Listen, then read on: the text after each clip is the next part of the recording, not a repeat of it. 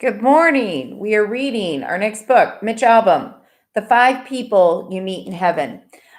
Mitch Albom is a sports commentator and a sports writer, and he was the author. His first debut book that he wrote, nonfiction, was Tuesdays with Maury. And this, I believe, was his next one, but it's called The Five People You Meet in Heaven. It's really good. So this book is dedicated to Edward Beechman, my beloved uncle who gave me my first concept of heaven. Every year around Thanksgiving table, he spoke of a night in the hospital when he awoke to see sounds of his departed loved ones sitting on the edge of the bed waiting for him. And I never forgot that story, and I never forgot him. Everyone has an idea of heaven, as do most religions, and they should all be respected. The version represented here is only a guess, a wish in some ways, that my uncle and others like him, people unimportant here on earth, realized finally how much they mattered and how they were loved. I read this book quite a while ago to a class, and I had a student write to me and say this was the best thing that we ever did and the most meaningful experience he had in his entire 12 years of school. So starts with the end, and that's what it says. So this chapter is called The End. This is a story about a man named Eddie, and it begins at the end with Eddie dying in the sun. It might seem strange to start a story with an ending, but all endings are also beginnings. We just don't know it at the time. The last hour of Eddie's life was spent, like most of the others, at Ruby Pier, an amusement park by a great gray ocean. The park had the usual attractions: a boardwalk, a Ferris wheel, roller coasters, bumper cars, a taffy stand, and an arcade where you could shoot streams of water into a clown's mouth. It also had a big new ride called Freddy's Free Fall, and this would be where Eddie would be killed in an accident that would make newspapers around the state. At the time of his death, Eddie was a squat, white-haired old man with a short neck, a barrel chest, thick forearms, and a faded army tattoo on his right shoulder. His legs were thin and veined now, and his left knee, wounded in the war, was ruined by arthritis. He used a cane to get around. His face was broad and craggy from the sun, with salty whiskers and a lower jaw that protruded slightly, making him look prouder than he felt. He kept a cigarette behind his left ear and a ring of keys hooked to his belt. He wore rubber-soled shoes. He wore an old linen cap. His pale brown uniform suggested a working man, and a working man he was. Eddie's job was maintaining the rides, which really meant keeping them safe. Every afternoon, he walked the park, checking on each attraction from the tilt-a-whirl to the pipeline plunge. He looked for broken boards, loose bolts, worn-out steel. Sometimes he would stop, his eyes glazing over, and people walking past thought something was wrong with him. But he was listening, and that was it. After all these years, he could hear trouble, he said, in the spits and the sputters and the thrumming of the equipment. With 50 minutes left on Earth, Eddie took his last walk along Ruby Pier. He passed an elderly couple. "Folks," he mumbled, touching his cap, and they nodded politely. Customers knew Eddie. At least the regular ones did. They saw him summer after summer, one of those faces you associate with a place. His work shirt had a patch on the chest that read Eddie above the word maintenance. And sometimes they'd say, "Hiya, Eddie Maintenance," although he never thought that was very funny. Today, it so happened, was Eddie's birthday, his 83rd birthday. A doctor last week had told him that he had shingles. Shingles? Eddie didn't even know what they were. Once he had been strong enough to lift a carousel horse in each arm. That was a long time ago. "Eddie! Take me, Eddie! Take me!" 40 minutes until his death. Eddie made his way to the front of the roller coaster line. He rode every attraction at least once a week to be certain that the brakes and the steering were solid. Today was coaster day, the ghoster coaster they called this one, and the kid who knew Eddie yelled to get in the cart with him. Children liked Eddie, not teenagers. Teenagers gave him headaches. Over the years, Eddie figured that he'd seen every sort of do-nothing, snarl-at-you teenager there was, but children, they were different. Children looked at Eddie, who, with his protruding lower jaw, always seemed to be grinning like a dolphin, and they trusted him. They drew in like cold hands to a fire. They hugged his leg. They played with his keys. Eddie mostly grunted, never saying much. He figured it was because he didn't say much that they liked him. Now, Eddie tapped two little boys with backward baseball caps. They raced to the cart and they tumbled in. Eddie handed his cane to the ride attendant, and he slowly lowered himself in between the two. "Here we go, here we go," one boy squealed as the other pulled Eddie's arm around his shoulder. Eddie lowered the lap bar, and clap, clap, clap, up they went. As story went around about Eddie, when he was a boy growing up by this very same pier, he got in an alley fight. 5 kids from Pitkin Avenue had cornered his brother Joe, and they were about to give him a beating. Eddie was a block away on his stoop eating a sandwich. He heard his brother scream. He ran to the alley, grabbed a garbage can lid, and sent 2 boys to the hospital. After that, Joe didn't talk to him for months. He was ashamed. See, Joe was the oldest, the firstborn, but it was Eddie who did the fighting. Can we go again, Eddie? Please? 34 minutes to live. Eddie lifted the lap bar, gave each boy a sucking candy, retrieved his cane, and then limped to the maintenance shop to cool down from the summer heat. Had he known his death was imminent, he might have gone somewhere else, but instead, he did what we all do. He went about his dull routine as if all the days in the world were still yet to come. One of the shop workers, a lanky, bony-cheeked young man named Dominguez, was by the solvent sink, wiping grease off of a wheel. Yo, Eddie, he said. Dom, Eddie said. The shop smelled like sawdust. It was dark, cramped, with a low-ceiling, pegboard walls that held drills and saws and hammers. Skeleton parts of fun park rides were everywhere. Compressors, engines, belts, light bulbs, the top of a pirate's head. Stacked against one wall were coffee cans of nails and screws, and stacked against another wall were endless tubs of grease. Greasing a track, Eddie would say, required no more brains than washing a dish. The only difference was you got dirtier as you did it, not cleaner. And that was the sort of work that Eddie did. He spread grease, he adjusted brakes, he tightened bolts, he checked electrical panels. Many times he had longed to leave this place, find different work, build another kind of life. But the war came, and his plans never worked out. In time, he found himself graying and wearing looser pants, and in a state of weary acceptance that this was who he was and who he would always be. A man with sand in his shoes in a world of mechanical laughter and grilled frankfurters. Like his father before, like the patch on his shirt, Eddie was maintenance, the head of maintenance, or as the kids sometimes called him, the ride man at Ruby Pier. 30 minutes left. Hey, happy birthday, I hear, Dominguez said. Eddie grunted. No party or nothing? Eddie looked at him as if he were crazy, and for a moment he thought how strange it was to be growing old in a place that smelled of cotton candy. Well, remember, Eddie, I'm off next week, starting Monday. I'm going to Mexico. Eddie nodded, and Dominguez did a little dance. Me and Teresa, gonna see the whole family. Party! He stopped dancing when he noticed Eddie staring. You ever been? Dominguez said. Been? To Mexico. Eddie exhaled through his nose. Kid, I never been anywhere I wasn't shipped to with a rifle. And he watched Dominguez return to the sink. He thought for a moment. Then he took a small wad of bills from his pocket, removed the only 20s he had, 2 of them, and he held them out. Get your wife something nice, Eddie said. Dominguez regarded the money, broke into a huge smile, and said, Come on, man, you sure? Eddie pushed the money into Dominguez's palm. Then he walked out back to the storage area. A small fishing hole had been cut into the boardwalk planks years ago, and Eddie lifted the plastic cap. He tugged on a nylon line that dropped 80 feet to the sea. A piece of bologna was still attached on it. Did we catch anything? Dominguez yelled. Tell me we caught something. Eddie wondered how the guy could be so optimistic. There was never anything on that line. One day, Dominguez yelled, we're going to get a halibut. Yep, Eddie mumbled, although he knew you could never pull a fish that big through a hole that small. 26 minutes to live. Eddie crossed the boardwalk to the south end. Business was slow. The girl behind the taffy counter was leaning on her elbows, popping her gum. Once Ruby Pier was the place to go in the summer. It had elephants and fireworks and marathon dance contests, but people didn't go to ocean piers much anymore. They went to theme parks where you paid $75 a ticket and you had your photo taken with a giant furry character. Eddie limped past the bumper cars and fixed his eyes on a group of teenagers leaning over the railing. Great, he told himself, just what I need. Off, Eddie said, tapping the railing with his cane. Come on, it's not safe. The teens glared at him. The car poles sizzled with electricity, zap, zap sounds. It's not safe, Eddie repeated, and the teens looked at each other. One kid who wore a streak of orange in his hair sneered at Eddie and then stepped onto the middle rail. Come on, dudes, hit me, he yelled, waving at the young drivers. Hit me! Eddie whacked the railing so hard with his cane he almost snapped it in two. Move it! And the teens ran away.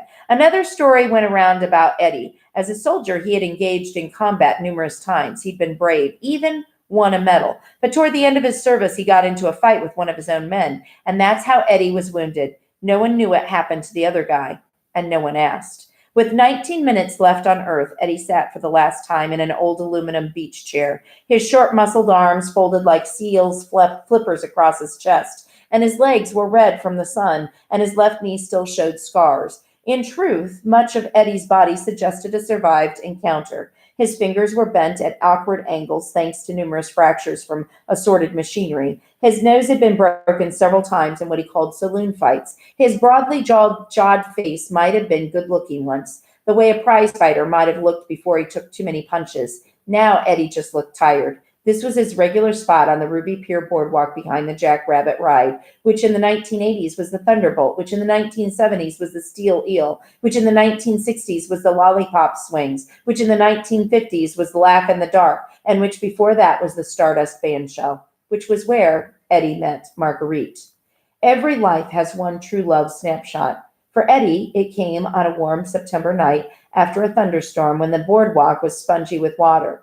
She wore a yellow cotton dress with a pink barrette in her hair, and Eddie didn't say much. He was so nervous he felt as if his tongue were glued to his teeth. They danced to the music of a big band, Longlegs Delaney and his Everglades Orchestra. He bought her a lemon fizz. She said she had to go before her parents got angry, but as she walked away, she turned and waved. And that was the snapshot. For the rest of his life, whenever he thought of Marguerite, Eddie would see that moment, her waving over her shoulder, her dark hair falling over one eye, and he would feel the same arterial burst of love. That night, he came home and woke his older brother. He told him he'd met the girl that he was going to marry. Go to sleep, his brother groaned. And whoosh, a wave broke on the beach. Eddie coughed up something he did not want to see, and he spat it away. Whoosh. He used to think a lot about Marguerite. Not so much now. She was like a wound beneath an old bandage, and he'd grown more used to the bandage. Whoosh. What was shingles?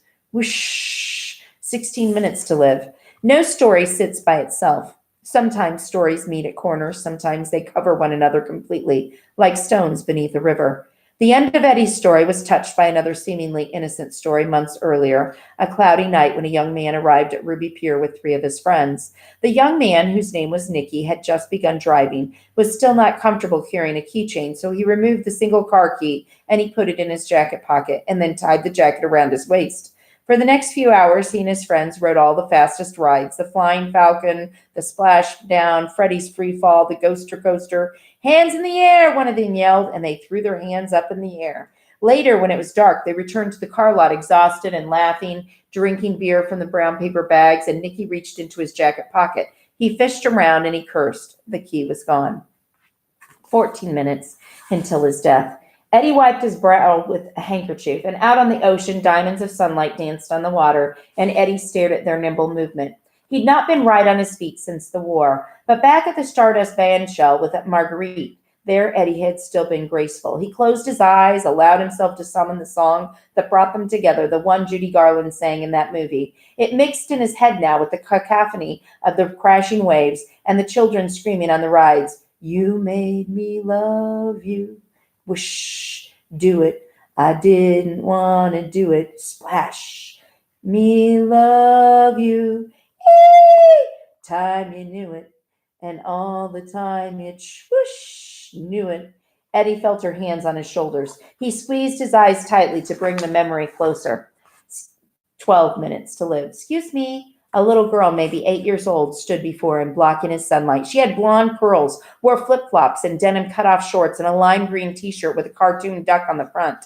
Amy, he thought. Her name was Amy or Annie. She'd been here a lot this summer, although Eddie never saw a mother or father. Excuse me, she said again. Eddie, maintenance. Eddie sighed. Just Eddie, he said. Eddie, can you make me? And she put her hands together as if praying. Come on, kiddo, I don't have all day. Can you make me an animal? Can you? Eddie looked up as if he had to think about it. Then he reached into his shirt pocket, pulled out 3 yellow pipe cleaners, which he carried for just this purpose. Yes, the little girl said, slapping her hands. Eddie began twisting the pipe cleaners. Where are your parents? Riding the rides. Without you? The girl shrugged. My mom's with her boyfriend. Eddie looked up. Oh. He bent the pipe cleaners into several small loops, then twisted the loops around one another. His hands shook now, so it took longer than it used to, but soon the pipe cleaners resembled a head, ears, body, and tail. A rabbit? The little girl said. Eddie winked. Thank you. She spun away, lost in that place where kids don't even know their feet are moving. Eddie wiped his brow again, then he closed his eyes, slumped into the beach chair, and tried to get the old song back into his head. A seagull squawked as it flew overhead. How do people choose their final words? I mean, do they realize their gravity? Are they fated to be wise? By his 83rd birthday, Eddie had lost nearly everyone he cared about. Some had died young, some had been given a chance to grow old before a disease or an accident took them away. At their funerals, Eddie listened as mourners recalled their final conversations. It's as if he knew he was going to die, some would say. Eddie never believed that. As far as he could tell, when your time came, it just came, and that was that. You might say something smart on your way out, but you might just as easily say something stupid. For the record, Eddie's final words would be, "Get back!" Here are the sounds of Eddie's last minutes on Earth. There were waves crashing, the distant thump of rock music, the whirring engine of a small biplane dragging an ad from its tails, and this. "Oh my gosh, look!" Eddie felt his eyes dart beneath his lids. Over the years, he'd come to know every noise at Ruby Pier, and he could sleep through them all like a lullaby. But this voice was not the lullaby. "Oh my gosh, look!" Eddie bolted upright. A woman with fat, dimpled arms was holding a shopping bag, pointing and screaming, and a small crowd gathered around her, their eyes to the skies. Eddie saw it immediately. Atop Freddy's Freefall, the new tower drop attraction, one of the carts was tilted at an angle, as if trying to dump its cargo. 4 passengers, 2 men, 2 women, held on by only a safety bar, and they were grabbing frantically at anything they could. "Oh my gosh," the fat woman yelled, "those people, they're gonna fall!" And a voice squawked from the radio on Eddie's belt. "Eddie, Eddie!" He pressed the button. "I see it. Get security." People ran up from the beach, pointing as if they had practiced this drill. "Look, up in the sky! An amusement ride turned evil!" Eddie grabbed his cane. He clomped to the safety fence around the platform base, his wad of keys jangling against his hip. His heart was racing. Freddy's Freefall was supposed to drop 2 carts in a stomach-churning descent, only to be halted at the last instant by a gush of hydraulic air. How did one cart come loose like that? It was tilted just a few feet below the upper platform, as if it had started downward and then changed its mind. Eddie reached the gate and had to catch his breath. Dominguez came running and nearly banged into him. "Listen to me," Eddie said, grabbing Dominguez by the shoulders. His grip was so tight, Dominguez, he made a pained face. "Listen to me. Who is up there?" "Willie." "Okay, he must have hit the emergency stop, and that's why the cart is hanging. Get up the ladder and tell Willie to manually release the safety restraint so those people can get out, okay? It's on the back of the cart, so you're going to have to hold him while he leans out there, okay? Then the two of yous now. Not one, you got it? The 2 of yous, get them out. One holds the other. Got it? Got it?" Dominguez nodded quickly. Then send that damn cart down so we can figure out what happened." Eddie's head was pounding. Although his park had been free of any major accidents, he knew the horror stories of his business. Once in Brighton, a bolt unfastened on a gondola ride, and 2 people fell to their death. Another time in Wonderland Park, a man had tried to walk across a roller coaster track, and he fell through and he got stuck beneath his armpits. He was wedged in screaming, and the cars came racing toward him. Well, that was the worst. Eddie pushed that from his mind. There were people all around him now, hands over their mouths, watching Dominguez climb the ladder. Eddie tried to remember the insides of Freddy's Freefall. Engine, cylinders, hydraulics, seals, cables. How does a cart come loose? And he followed the ride visually from the 4 frightened people at the top down the towering shaft and into the base. Engine, cylinders, hydraulics, seals, cables. Dominguez reached the upper platform. He did as Eddie told him, holding Willie as Willie leaned toward the back of the cart to release the restraint. One of the female riders lunged for Willie and nearly pulled him off the platform, and the crowd gasped. "Wait," Eddie said to himself. Willie tried again. This time he popped the safety release. "Cable," Eddie mumbled. The bar lifted and the crowd went, "Ah." And the riders were quickly pulled to the platform. "The cable is unraveling." And Eddie was right. Inside the base of Freddy's Freefall, hidden from view, the cable that lifted cart number 2 had for the last few months been scraping against a locked pulley. Because it was locked, the pulley had gradually ripped the cable's steel wires as if husking an ear of corn until they were nearly severed. No one noticed. How could they notice? Only someone who had crawled inside the mechanism would have seen the unlikely cause of the problem.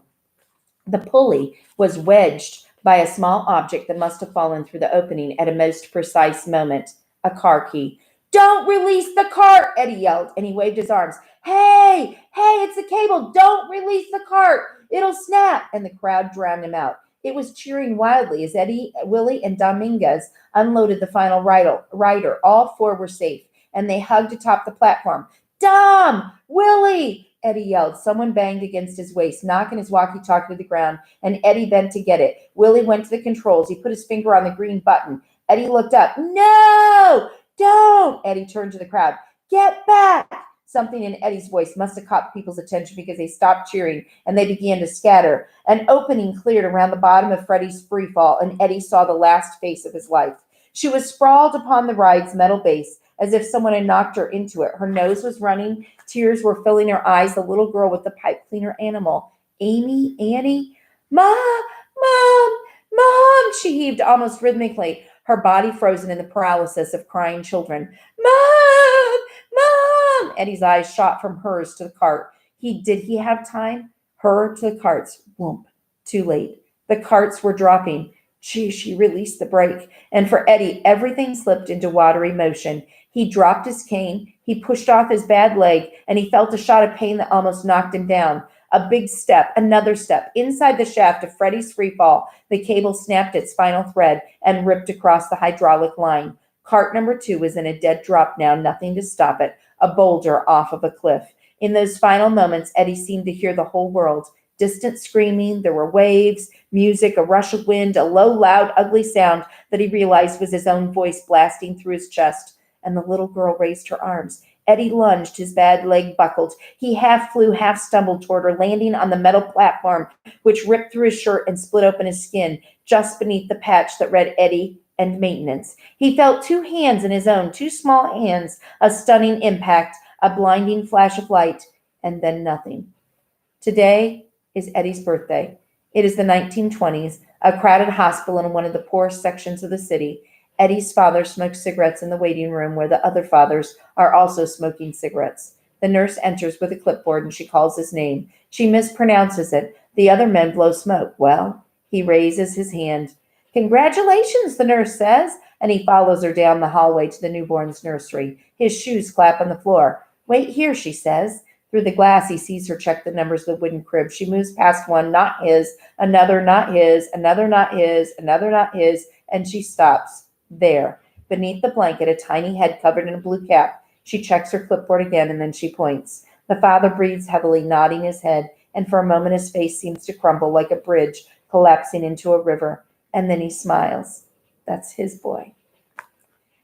That's the end of that part. I will start tomorrow with part 2, which is called The Journey. So that's how Eddie dies, and then it goes into Eddie's beginning. Thanks for joining me. I love you guys, and you're very special.